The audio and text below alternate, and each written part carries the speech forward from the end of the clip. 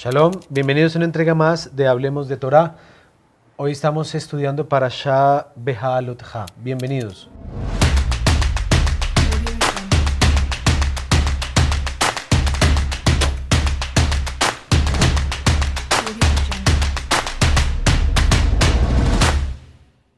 Hola, Shalom, Jason, bienvenido. Shalom.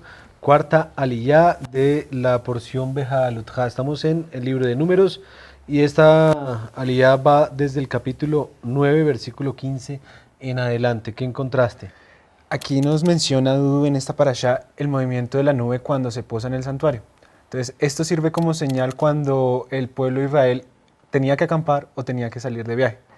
Entonces, aquí vemos que es una señal que utiliza el Eterno para decirle a ellos, este es un territorio donde ustedes tienen que parar el viaje o seguir. Aquí vemos también que este tipo de señal es la que utiliza el Eterno para hablarnos también, ¿sí? Pero más adelante vemos en la siguiente parte, que es del 10 al 10, del versículo 10 al 10, la forma en que también necesitamos hacer nosotros señales para nosotros, que es la trompeta. Pero entonces yo quisiera que leyeras el versículo 23. Bueno, vamos entonces a leer capítulo 9, versículo 23. Ahí hay una constante en relación a la forma en cómo ellos debían moverse. Dice, al pi Adonai Yehanú, ve al pi Adonai Isau, et mishmeret Adonai Shamaru, al pi Adonai Beyad Moshe. Entonces eso nos dice que al mandato de Adonai acampaban y al mandato de Adonai partían. Así guardaban la ordenanza de Adonai como Adonai lo había dicho por medio de Moshe. Este verso aparece casi en las mismas formas en otros dos versos más, que es el 20 y el 18 y el 20. Entonces el Esforno dice, y muchos sabios decían, que esto es casi un halago hacia el pueblo de Israel por seguir la ordenanza de Hashem al acampar o al salir de viaje. Entonces aquí vemos que hay una relación directa con Jeremías 2.2, que dice, anda y proclama a los oídos de Jerusalén, diciendo que así dice Adonai, me he acordado de ti, de tu fidelidad en la juventud, del amor de tu desposorio, cuando andabas en pos de mí en el desierto, en tierra no sembrada.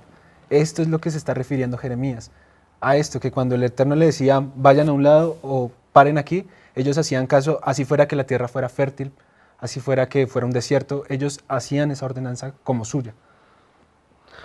Y ahí vemos otro enlace, digamos, lo que hay en esta parashá, y es que aunque había una señal que era la nube, adicional a esta figura, digámoslo, celestial, estaba acompañada también por algo que no se conoce muy bien y es importante contextualizar. En el capítulo 10 se nos va a introducir un término muy particular que es Hatzotzerot, casi que impronunciable de pronto para algunos. Las Hatzotzerot son las trompetas de plata y a veces se han confundido con el shofar. El shofar es el cuerno bíblico, digámoslo, el cuerno generalmente de carnero, pero en este caso eran trompetas sí elaboradas en plata que se usaban para acompañar junto al shofar esos momentos, digámoslo, de reunión del campamento. Entonces, si ustedes se dan cuenta, estas Hatzotzerot, estas trompetas de plata, marcaban también el viaje. Y allí hay también algo muy importante, como tú lo decías. Hay una parte, digámoslo, que mostraba a Hashem a través de la nube, pero había otra parte que era la respuesta, digamos, de los levitas, de los sacerdotes, cuando tenían que tocar las trompetas para indicar, y era una manera organizada. Exactamente. ¿Qué encontraste ahí del tema de los toques? Aquí en el primero verso del 10 nos dice que Adonai le dice a Moshe que haz para ti estas trompetas. Ese lejá es lo que yo me estoy refiriendo en la introducción, que es una señal para ti. Entonces, aquí nos habla también de qué tipo de señal era con la que se iba a manejar las trompetas de plata. Y era el movimiento de tequía y el de terúa. El tequía era un sonido largo y suave. Esto nos hace referencia al atributo de misericordia. Cuando se sonaba ese tipo de sonido, era para llamar a todo el pueblo a que los brazos del Eterno estaban en misericordia para recibirlos, a los pecadores. Pero cuando decía terúa, era para ya reunir al pueblo y andar en viaje. Era un sonido entrecortado, entre tequía, terúa y tequía.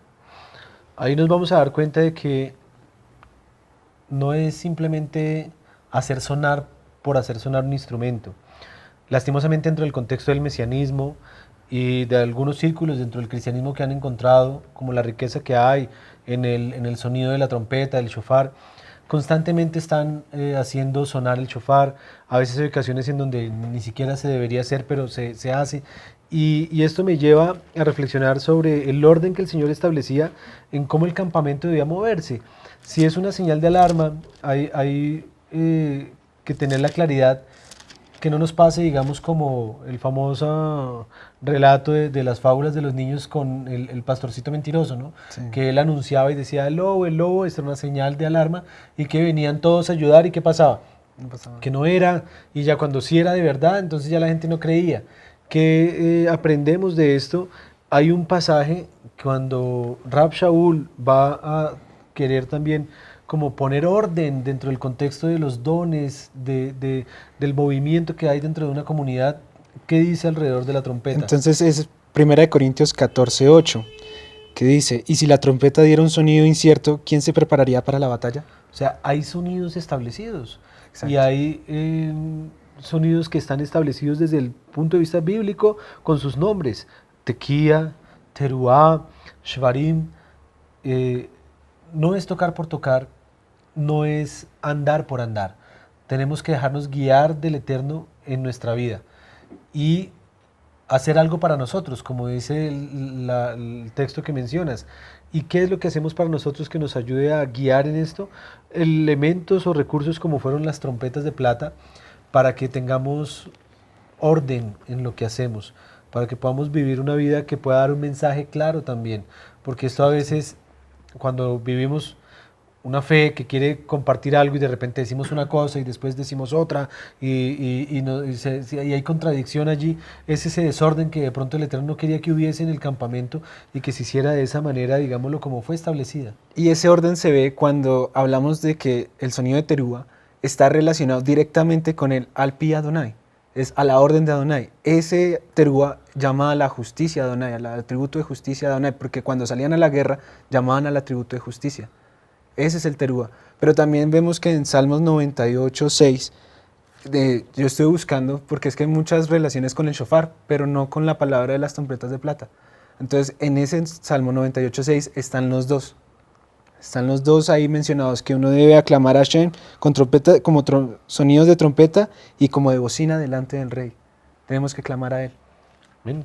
Que el Eterno nos ayude a hacer las aclamaciones, el sonido adecuado, que no sea un sonido incierto, que tengamos una buena parashá, un buen Shabbat de Behalotja. Bendiciones a todos. Bendiciones a todos.